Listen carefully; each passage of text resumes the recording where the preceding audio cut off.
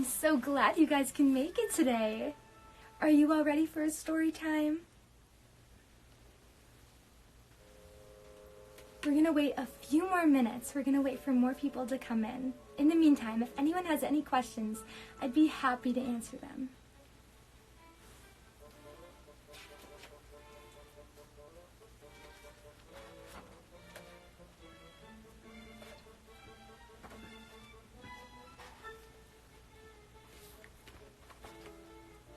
Oh, hello there.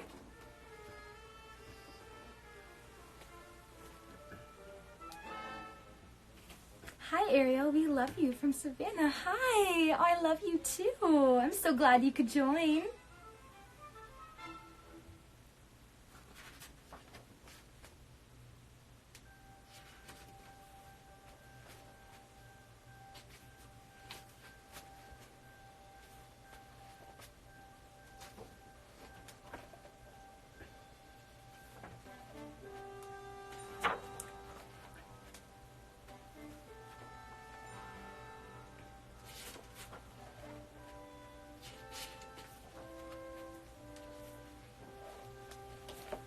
All right, everyone, I think it's time to start. So today's story is called Ariel Makes Waves. One beautiful morning, Ariel, her sisters, and their father were eating breakfast under the sea. During their meal, King Triton told the girls he had to attend the business of ruling Atlantica and couldn't spend the day with them. Ariel's favorite days were the ones when her father joined them on the reef, so she was particularly disappointed. Aww.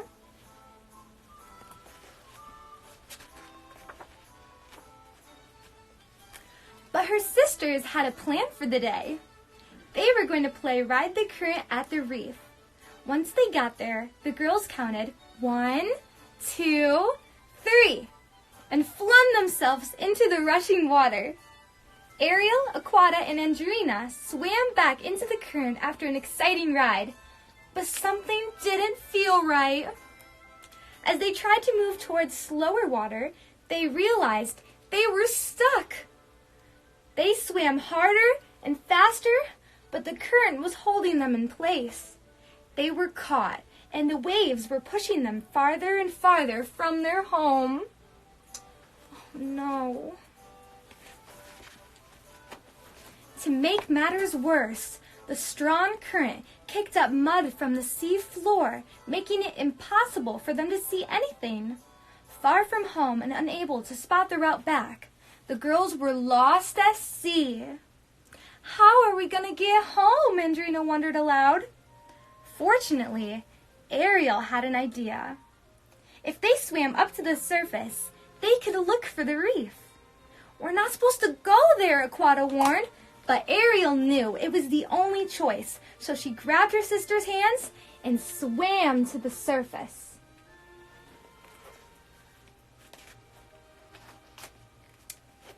Ariel, where are you going now? Andrina asked when Ariel started swimming towards some rocks. If we head over there, maybe we can get some rest before we search for home, she responded. But when they got to the rocks, they found a bird.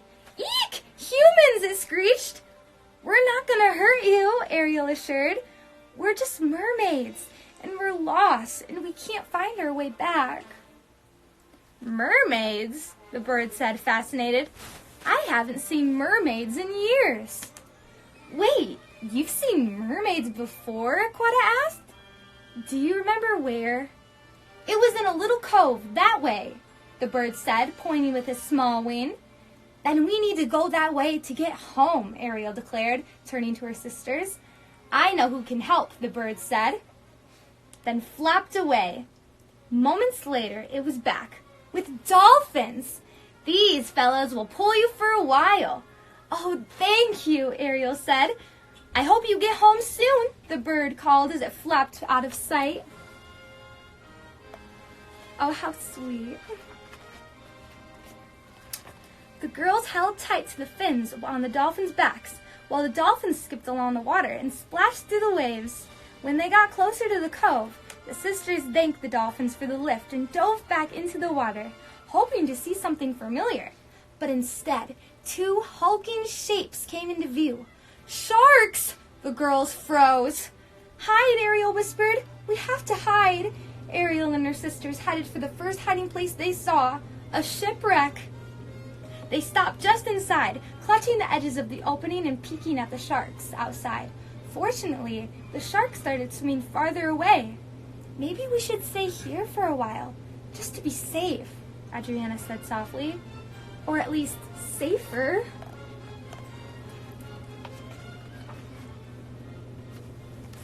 When the girls felt safe enough to talk above a whisper, Aquata breathed a sigh of relief. Can you imagine Atina's face when we tell her about this? But Ariel wasn't paying attention anymore. She was exploring the ship. Ariel, Andrina said, what are you doing? That's human stuff. It's wonderful, Ariel told her sisters. She couldn't get enough of it. Ariel wanted to find more, but she heard someone in the distance. Ariel, Aquata, Andrina. What was that? Ariel said. Aquata and Andrina's eyes widened, and they all quickly swam out of the shipwreck. Outside, they found two of King Triton's guards, whom the king had just sent for them when he heard they were missing. We came straight away, one of the guards said. They were impressed by the young princesses. They had nearly made it home all by themselves, but another current was on its way, and they had to fight to swim through it.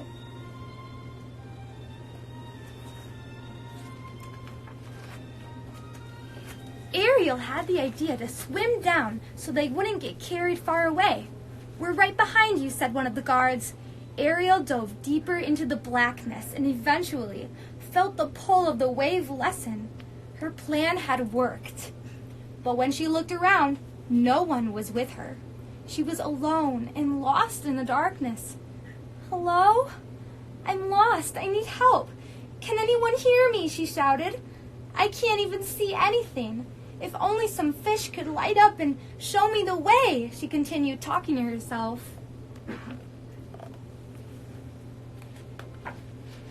Just then, two little lights came on, inches from her nose. It was a fish. Can you help me? I'm looking for my two sisters and two guards, Ariel said, but the fish didn't answer. Well, you can talk, I guess. But if you've seen them, could I follow you, please? The fish led her through tunnels until they came across a school of fish, all with lights. They lit a path for Ariel to follow, and she eventually found her way back to the guards and her sisters.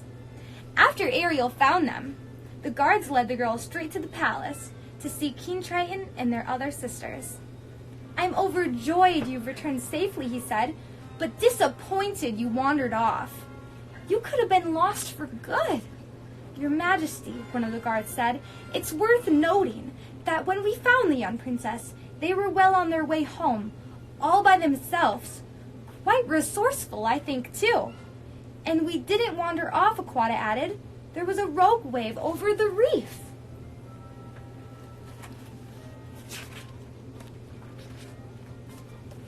Well, King Triton said, turning to his daughters, I am proud that you can take care of yourselves. What would you like as a reward? The girls thought about it, and Ariel finally spoke up. After breakfast tomorrow, will you come play with us on the reef? King Triton laughed. There is nothing I'd like more. The end. Oh, I'm so glad you guys could join me for that story. I love that story. Hi, Amelia. How are you? I'm so glad that you joined today. The next story we're going to read is a story about my best friend, Moana. Who here likes Moana? This story is called A Path to the Sea. Moana loved the ocean. She loved swimming, canoeing, and walking along the shore. When Moana was old enough, Grandma Tala taught her how to surf, and Moana spent a lot of time trying to ride the waves. After paddling into the ocean, she would float on her board and wait. Then when the right wave came along, she would pop up and stand on her surfboard.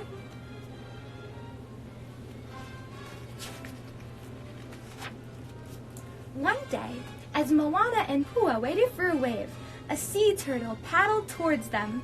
He swam directly up to Moana and looked right at her. She watched as she floated beside her. "Hello," she said. There was something familiar about the sea turtle, but Moana couldn't figure out where or when she had met him before. It was almost as if she'd known him when she was a little girl. The sea turtle stayed with Moana and Pua, playing with them in the water all day long. When Moana surfed, the turtle seemed to do the same beside her, even letting Pua stand on his back. "You like to surf too?" Moana said, smiling at the sea turtle. She thought for a moment. "I will call you Lolo." Oh, how precious. For many days, whenever Moana and Pua went to the ocean, Lolo found them. They had fun swimming, surfing, and playing in the waves. Oh, how fun. I know I love doing that. One day, Moana stayed on the shore until dark to watch the ocean sparkle with moonlight. "I knew I would find you here," said Grandma Tala, joining Moana on the beach. The two walked under the stars, picking up seashells along the way, until Moana noticed Lolo swimming toward the shore. They watched as the sea turtle crawled up onto the sand and over toward the coconut trees. There, Lolo started digging a hole. "Does he need help?" Moana asked. Grandma Tala shook her head, and the two continued to watch quietly until Lolo covered the hole and went back into the water. "What was he doing, Grandma?" asked Moana. "She, you mean," Grandma said with a laugh. Moana gasped in surprise. "Your turtle friend just laid her eggs in the hole she dug," Grandma Tala said. "Generations of sea turtles lay their eggs right there," she told Moana. She told Moana how the baby turtles made their way to the ocean after hatching. "And when the females grow up, they come back to lay their eggs," she added. "How do they remember that spot?" Moana asked. "And how do the babies even know how to go to the ocean?" "They just know," Grandma Tala said. Moana understood. "They listen to their hearts," she said. "That's right," Grandma Tala said proudly.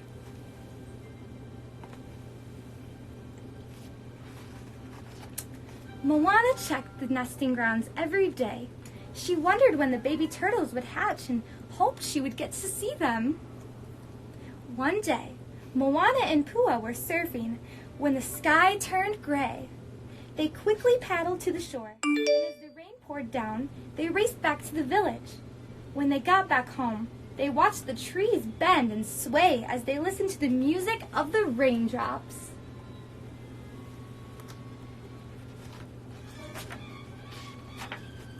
Soon after the storm was over, the sun came out. Moana grabbed her surfboard and hurried back to the ocean. When she got there, she couldn't believe her eyes. The storm had knocked a coconut tree right on top of the nesting grounds. Luckily, the eggs were safely buried deep underground. But what if the baby sea turtles hatched, she wondered. They could be trapped. Moana had to do something fast. She ran back to the village and told her friends what had happened. "The eggs will hatch any day," she explained. Her friends agreed to help, and Moana led them to the site.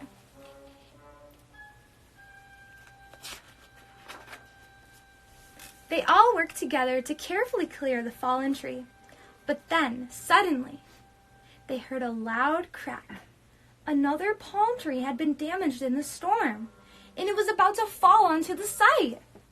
"Hurry," urged Moana. "Let's push it away from the nest." Everyone gathered around the broken tree. They used all their strength to push until it finally snapped and fell. "We did it!" cheered Moana, breathing a sigh of relief. The next day, Moana and Grandma Tala were dancing with the ocean waves when Moana saw something move in the nesting grounds. "Grandma, look," she said excitedly. Lolo's eggs were hatching. They watched as the baby sea turtles made their way out of the nest. When a seabird swooped in and tried to capture one of the baby turtles, Moana waved her arms and Pua chased the bird away. Moana and her friends protected the newborns, determined to see that each and every one made it safely to the water. Oh, how sweet. Later that day, when Moana and Pua went surfing, Lolo and her little sea turtle swam around them, paddling and playing together. Moana smiled. She felt great knowing that she had helped Lolo's sea turtles. And there was no better way to celebrate than by enjoying the ocean together. The end. Oh, I'm so happy you guys could listen to my 2 stories today. Thank you guys so much for joining, and I will see you guys next time.